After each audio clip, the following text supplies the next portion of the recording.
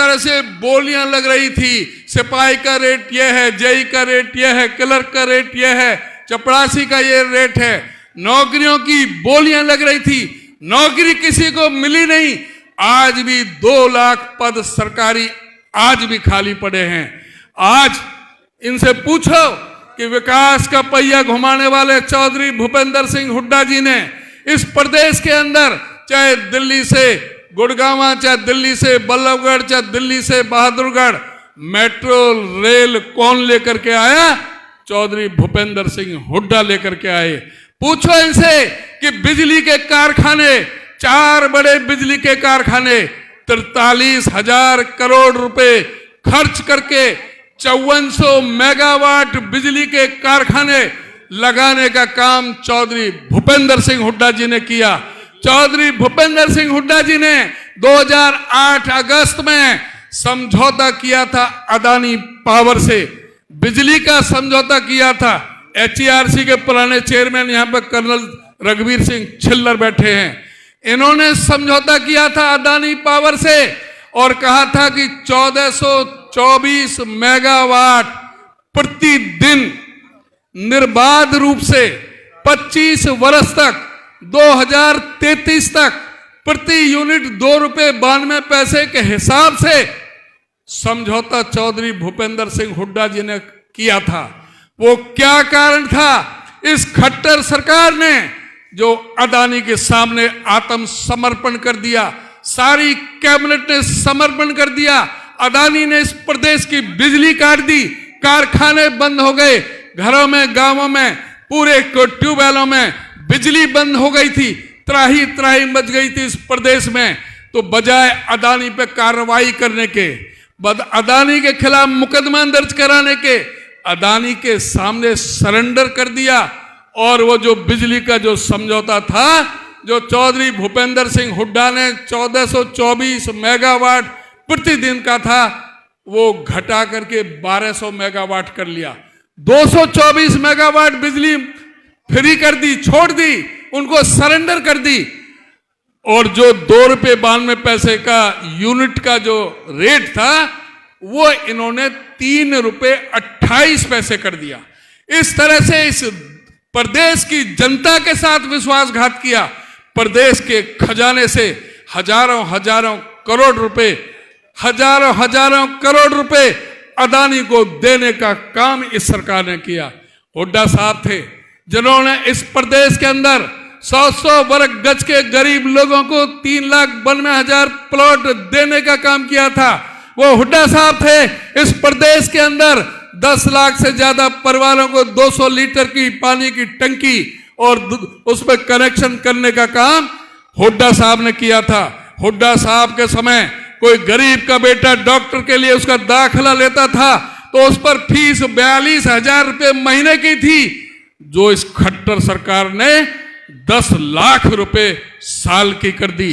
क्या 50 लाख रुपए खर्च करके, क्या 50 लाख खर्च करके कोई गरीब का बेटा डॉक्टर बन सकता है?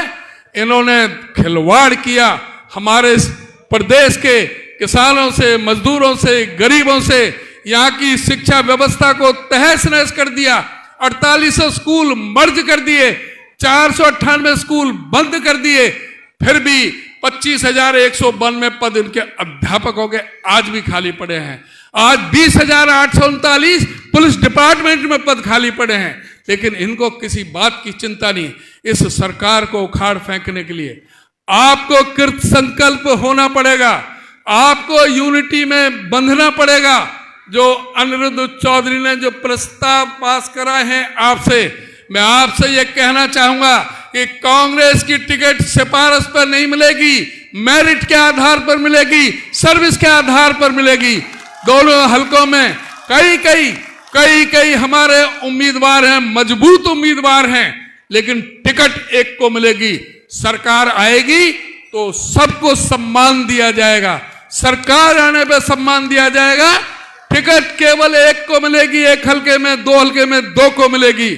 आप सबका ये कर्तव्य है जो आज आपने प्रस्ताव पास किया है, दोनों सीट को जिस पर कांग्रेस के हाथ के पंजे का निशान हो, जो राहुल गांधी और खड़गे जी के द्वारा जो भेजा जाए, जो हुड्डा साहब के द्वारा भेजा जाए, उस कैंडिडेट पे एक एक वोट हाथ के पंजे पर बटन दबा करके यहां से आप कामयाब करके भेजो और इस भ्रष्ट सरकार को चलता करने का काम करो। मैं ये कहना चाहूंगा, थोड़ी सी बात में और रह गई है मेरे से। आज ड्रामा चल रहा है, मुख्यमंत्री बदल दिया है, पहले गुरु था अब चेला आ गया। अब वो चेला क्या कहता है कि परिवार पहचान पत्र में और प्रॉपर्टी आईडी में गलतियां हैं, उन्हें हम दुरुस्त कराएंगे। पहले तो शर्म आनी चाहिए, पहले आपको माफी मांगनी चाहिए इस प्रदेश की जनता से। जब सारा विपक्ष, हम सब कांग्रेस जन सड़कों पर चिल्ला रहे थे, इस प्रदेश के हर जिला हेडक्वार्टर पे 1-1 किलोमीटर से ज्यादा लंबी लाइनें लगी हुई थी, लोग परेशान थे परिवार पहचान पत्र से, प्रॉपर्टी आईडी से, मेरा फसल मेरा ब्यौरा से, वो पोर्टल से, सब लोग दुखी और परेशान थे। इनके कान पर जूं नहीं रेंग रही थी। अब 3 महीने बाद चुनाव है, अब गलती मान रहे हैं कि गलतियां हैं। अरे बेशर्मो, पहले माफी मांगो इस प्रदेश की जनता से। तुम्हारे इस परिवार पहचान पत्र को हथियार बना करके तुमने इस प्रदेश के 9.5 लाख गरीबों के पीले राशन कार्ड काटने का महापाप किया है। तुम्हें माफी मांगो उन बुजुर्गों से जो 4.25 लाख बुजुर्गों की तुमने इस परिवार पहचान पत्र के माध्यम से पेंशन काटने का पाप किया है। आज कह रहे हैं कि हम 100-100 गज के प्लॉट देंगे। अरे पहले माफी मांगो उन गरीबों से। तुम्हारी सरकार आते ही पहली कैबिनेट मीटिंग में जो हुड्डा साहब की जो स्कीम थी 100-100 गज के प्लॉट की, जो 3,92,000 प्लॉट बांट दिए गए थे, 68,000 के प्लॉट जो थे वो पाइपलाइन में थे, इन्होंने वो भी बंद कर दिए, उनके कब्जे देने बंद कर दिए, एससी कमीशन को भंग कर दिया और साथ ही जो प्लॉट की स्कीम थी उसको रद्द कर दिया। और अब 3 महीना रह गया चुनाव। आप भरमाना चाहते हो, मूर्ख बनाना चाहते हो गरीबों को कि हम तुम्हें 100-100 गज के प्लॉट देंगे। अरे प्लॉट तुम क्या देंगे, ये कहो जो हमने रोक दिए थे हुड्डा साहब के, उनको हम दे रहे हैं। कोई नई स्कीम नहीं ले रहे। हुड्डा साहब को 7 लाख लोगों की स्कीम थी, 7 लाख लोगों को प्लॉट दिए जाने थे, 4 लाख लगभग लोगों को प्लॉट दे दिए गए, 3 लाख लोगों को और प्लॉट दिए जाने हैं। ये कुछ नहीं करेगा। कांग्रेस पार्टी सरकार में आने के बाद उस स्कीम को दोबारा से लागू करेगी और ना केवल 100-100 गज के प्लॉट, उन पर 2 कमरे का मकान, लैट्रिन, बाथरूम, किचन, बिजली और पानी का कनेक्शन और कॉलोनी विकसित करके हम गरीबों को देने का काम करेंगे। आज एक और भरमा रहे कि सरपंचों के लिए 21 लाख। अरे शर्म करो, हुड्डा साहब के समय 25 लाख थे, तुमने राज में आते ही उसको 5 लाख कर दिया। सरपंचों ने एजिटेशन किया, सरपंचों को कहते थे कि छोटी सरकार है, छोटी सरकार की इतनी तुमने बेइज्जती करी, सबको लाठी डंडों से और पानी की बौछारों से तुमने उन सरपंचों की कुटाई करी। और अब सरपंचों को कह रहे हैं, अब लालच दे रहे हैं। अब तक तो कह रहे थे कि सरपंच बेईमान हैं, जेई और एसडीओ के जरिए काम करते थे। आज सरपंच तुम्हें ईमानदार लगने लगे कि चुनाव आ गया। ये झूठे इनके अफसाने हैं, इनके झांसों में नहीं आना है, इनका कुछ भी नहीं है। 25 लाख तो हुड्डा साहब के समय 10 साल पहले थे। सरकार आएगी तो ग्रांट भी ज्यादा बढ़ा के दी जाएगी और अधिकार भी ज्यादा दिए जाएंगे और ये सारे काम होंगे। मैं आपसे बस ये अनुरोध करूंगा कि इन जुमलेबाजों से बचकर रहो, इन झूठे लोगों से बचकर रहो, इनसे बचने की बहुत जरूरत है। आज इनको शर्म आती है, अग्निवीर के नाम से वोट नहीं मांग सकते। ये अग्निवीर के नाम से, नोटबंदी के नाम से वोट नहीं मांग सकते। मेरे से पहले दान सिंह जी इस पे कह चुके हैं काफी, हमारी महिला पहलवानों पे और अग्निवीर पे। आप भुक्तभोगी हैं। यहाँ सबसे ज्यादा ये इलाका इस बात से प्रभावित है, आपके घर घर में है। मैं आज भी फोटो देख रहा था अखबार में, हमारे नौजवान जो तैयारी कर रहे थे फौज में, वो बड़े दुखी थे, परेशान थे, बहुत संख्या कम हो गई। वो कह रहे कि 4 साल बाद अगर हम भर्ती भी हो जाएं तो 4 साल बाद हमारा क्या भविष्य होगा। ये हरियाणा प्रदेश, जिसका हर हिंदुस्तान की फौज में हर 10वां फौजी हरियाणा प्रदेश से आता है, जबकि देश में 2% हरियाणा की आबादी है। हरियाणा प्रदेश वो प्रदेश है जहां तीनों फौजों के, चाहे थल सेना, वायुसेना और चाहे नभ जल थल, तीनों सेनाओं के जो प्रमुख हैं वो हरियाणा से बनने का गौरव प्राप्त हुआ है। हरियाणा प्रदेश वो वीरों की भूमि है जो सबसे ज्यादा शहादत में आगे रही है। उनके साथ जो ये मजाक किया अग्निवीर योजना का ला करके, जिस तरह से 4 साल की नौकरी देने का काम किया, ये 4 साल की नौकरी नहीं, हमारी फौज को कमजोर करने का षड्यंत्र है, हमारे नौजवानों के साथ धोखा है। इस धोखेबाजों को सबक सिखाने का समय है। हमारी सरकार आने के बाद हम क्या करेंगे उसके बारे में हुड्डा साहब जी आपको बताएंगे। एक बार मैं पुनः आपसे यह अनुरोध और निवेदन करूंगा, 3 महीने हैं, आराम हराम है, एक एक बूथ को किला बना करके एक एक गांव में पूरी तरह से मजबूती के साथ अपने बूथ को मजबूत करो और अपने बूथ से जिता करके, अपने इस इलाके से जिता करके कांग्रेस के उम्मीदवार को भेजो। आपका बहुत बहुत धन्यवाद। धन्यवाद प्रधान जी। और अब मैं निवेदन करूंगा उस महान शख्सियत से जिसका घंटों से आपको इंतजार था, परमादरणीय नेता प्रतिपक्ष चौधरी भूपेंद्र सिंह हुड्डा जी से, कि वो आए और आपको संबोधित करें। उससे पहले मैं 3-4 नारे लगाने के लिए आपसे कहूंगा, जरा जोश के साथ लगाएं। कांग्रेस पार्टी, कांग्रेस पार्टी, मल्लिकार्जुन खड़गे, राहुल गांधी, चौधरी भूपेंद्र सिंह हुड्डा, चौधरी उदयभान जी, जय हिंद।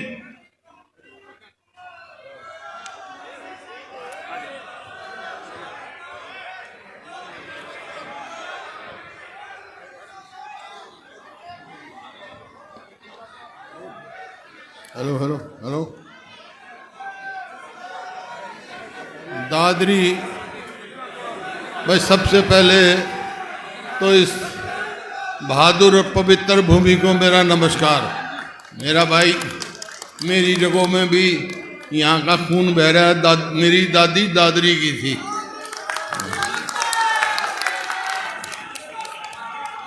आज दादरी भाई, एक बात सुनो मेरी, पहले जितने मैं बोलूँ ना, नारे मत लाइयो, ध्यान से सुनो, ध्यान की बात है। नारे बाद में ला लियो, मैं बोल लूँ जब।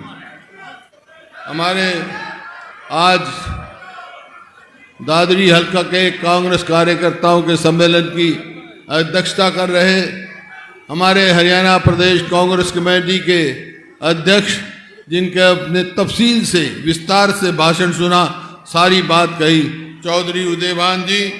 और भाई, यहाँ से पिछले लोकसभा के चुनाव में हमारे जुझारू साथी उम्मीदवार राव दान सिंह जी और पूर्व विधायक बहन अनीता यादव जी, पूर्व विधायक सुखबीर फरमाना जी, पूर्व चीफ पार्लियामेंट्री सेक्रेटरी रण सिंह मान जी, पूर्व विधायक कर्नल रघुवीर सिंह जी, पूर्व विधायक निपेंद्र मांडी जी, और भाई पूर्व विधायक धर्मपाल जी, और हमारे अजीज अनिरुद्ध जी, मनीषा सांगवान जी, सोमवीर घसोला जी, कमलेश सांगवान जी, जिन्होंने आज ही, राजेश सरपंच, बलराज फोगाट, मोनू साहूदान, बलजीत फोगाट, सुनीता सांगवान, सुनीता जगदीप फोगाट जी, राधेश्याम भड़ोली जी, सुरेश पांडवान जी, जय भगवान मस्तान जी, रणधीर जी, भाई इंद्रजीत सांगवान जी, प्रवीण चेयरमैन जी, व पिंटू जी, वह सम्मानित मंच, भाई बहुत सारे आदमी तो जानता हूँ, कई आदमी रह भी गए हैं, उपस्थित मेरे बुजुर्गों, नौजवान साथियों व मातृशक्ति पत्रकार बंधुओं, आप बहुत देर से बैठे हो।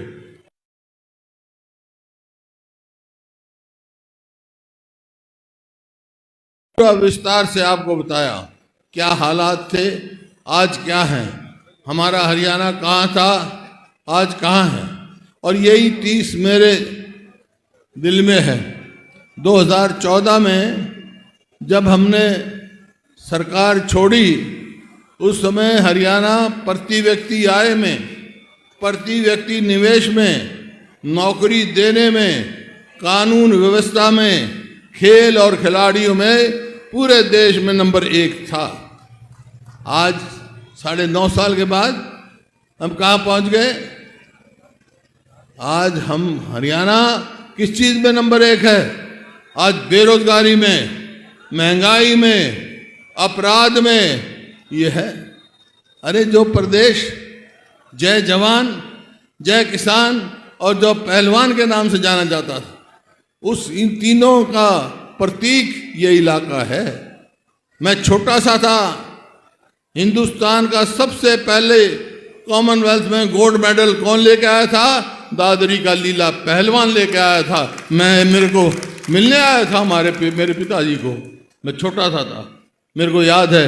अब जब कुश्ती होती है तो कौन हमारी बेटियां पूरे दुनिया में नाम कमाती हैं? इस इलाके की बेटियां। चाहे किसान का कोई भी आवाज किसी ने दबाने की कोशिश करी तो यहां से आवाज उठी। मेरे को याद है, कादमा याद है, कादमा की मूवमेंट हुई। कोई भी ये हो, किसान की आवाज उठाता है ये खिलाफ।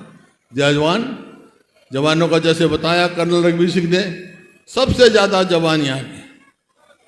लेकिन इस सरकार ने क्या किया 10 साल में? किसान के साथ क्या किया, जवान के साथ क्या किया, खिलाड़ियों के साथ क्या किया? किसान का देख रहे हैं आप। इन्होंने कहा कि 2022 तक हम किसानों की आमदनी दुगनी कर देंगे। बार बार कहते रहे। खट्टर साहब मुख्यमंत्री थे, रोज बयान आते रहे, दिल्ली से बयान आते रहे, किसान की आमदनी दुगनी कर देंगे। नतीजा क्या हुआ? किसान की आमदनी तो दुगनी नहीं करी गई, इनसे लागत दुगनी कर दी, दुगनी से भी ज्यादा। याद कर लो 2014 में डीजल का क्या भाव था, कीटनाशक दवाई का क्या भाव था, खाद का क्या भाव था, आज क्या भाव है? अरे तो बिजली 10 पैसे यूनिट कर गया था मैं, और सारा यहाँ आपका कर गया था, कितनी गहराई से आएगा सब उस समय कर गया था। इनने तो कुछ नहीं किया, ये तो किसान का कर दिया। एमएसपी नहीं मिलती, एमएसपी गारंटी की बात करते थे, ये स्वामीनाथन की बात करते थे, कोई फैसला नहीं किया। किसान आज कर्जे में दब चुका है। आज 2014 में अगर देश के किसान पर 7 लाख करोड़ कर्जा था, तो आज 10 साल के अंदर अंदर आज देश के किसान पे 24 लाख करोड़ कर्जा हो चुका है। दब रहा है किसान, आमदनी नहीं बढ़ रही है। इसी प्रकार से जवान का देख लो आप, जवानों का जो है भविष्य अंधकार में डाल दिया।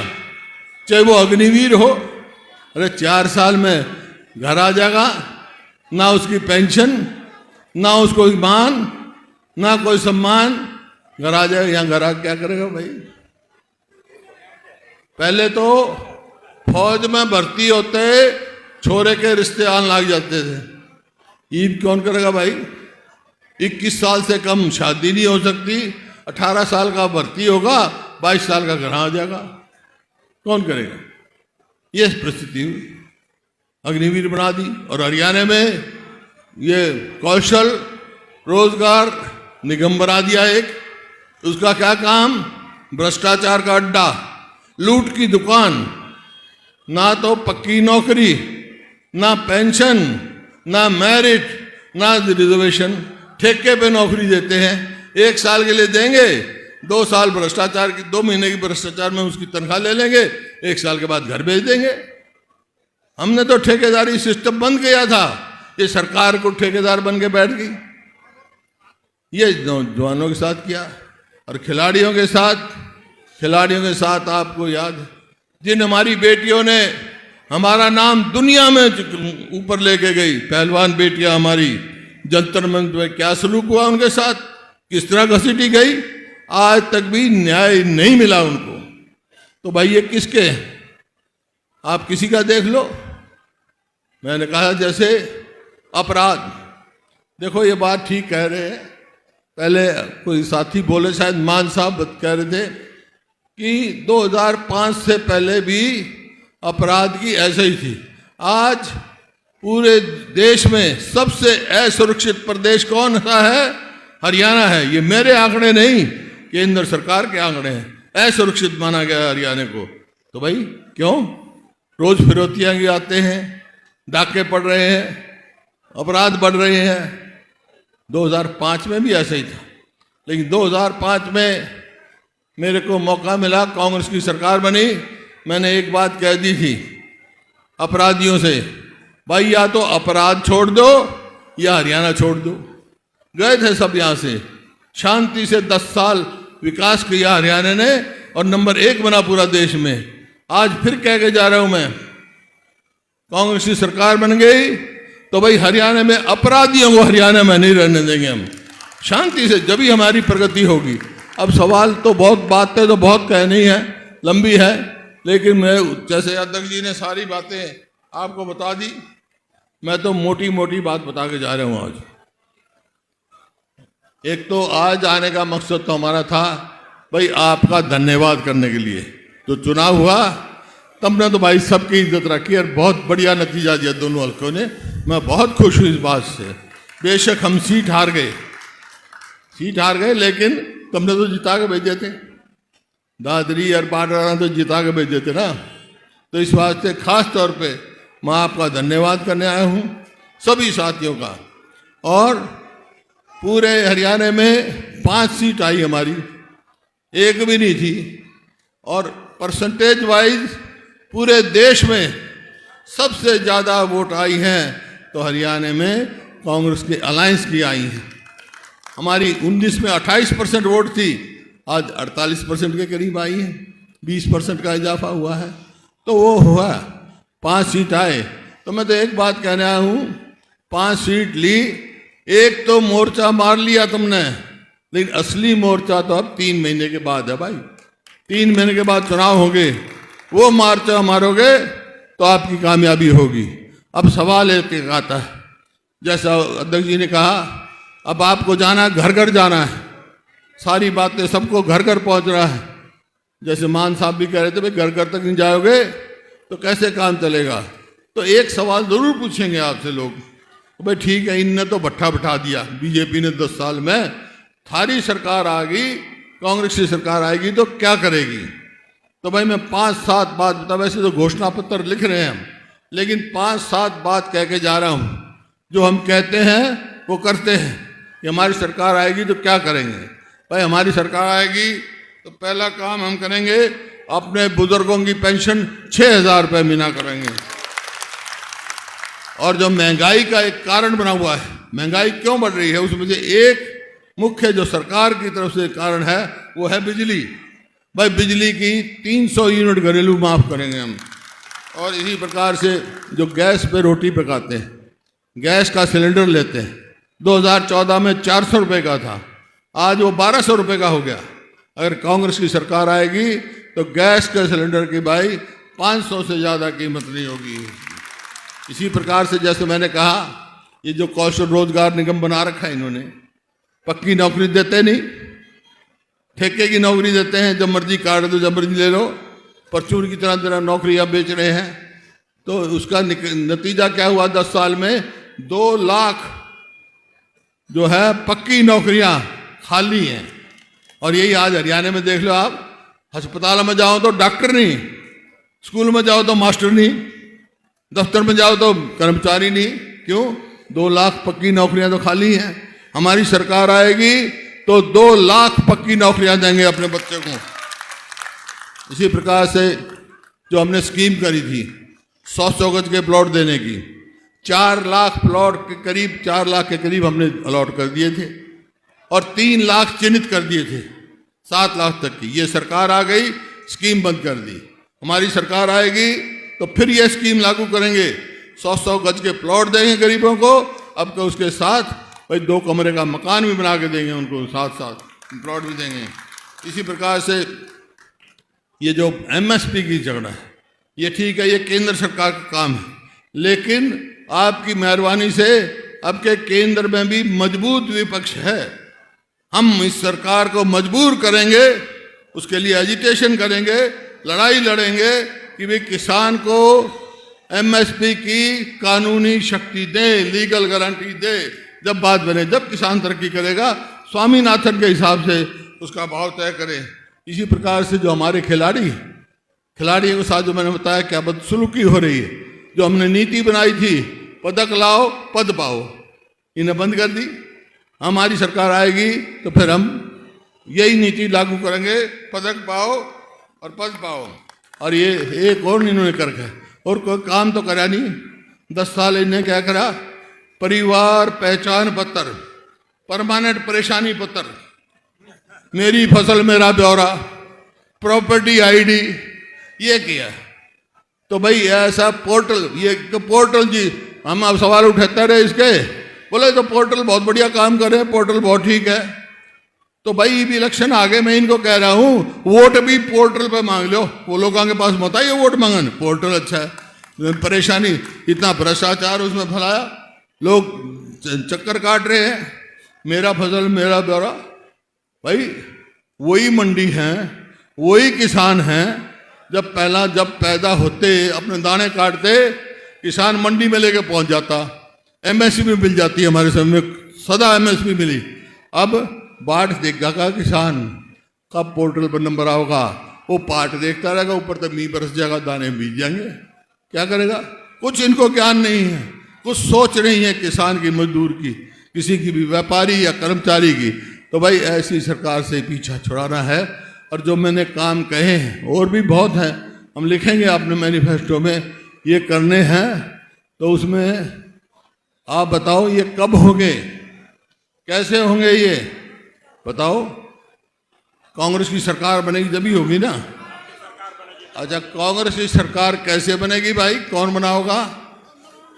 विधायक बनाओगे ना, विधायक बनाओगे तो एक काम कर लो, एक काम मेरे कहने से कर लो तुम, एक मैं थारे कहने से कर लूंगा। मेरे कहने से तो भाई दोनों विधायक बना दो तुम दादरी से, ठीक है ना। और थारे कहने से मैं क्या करूंगा, मैं कांग्रेस की थारी सरकार बना दूंगा। मंजूर है? हाथ खड़े करके बता दो मंजूर है तो भाई। बहुत बहुत धन्यवाद, बहुत बहुत धन्यवाद। मेरे तमाम भाइयों से प्रार्थना है, सबके भोजन के व्यवस्था देशीय भंडारे की।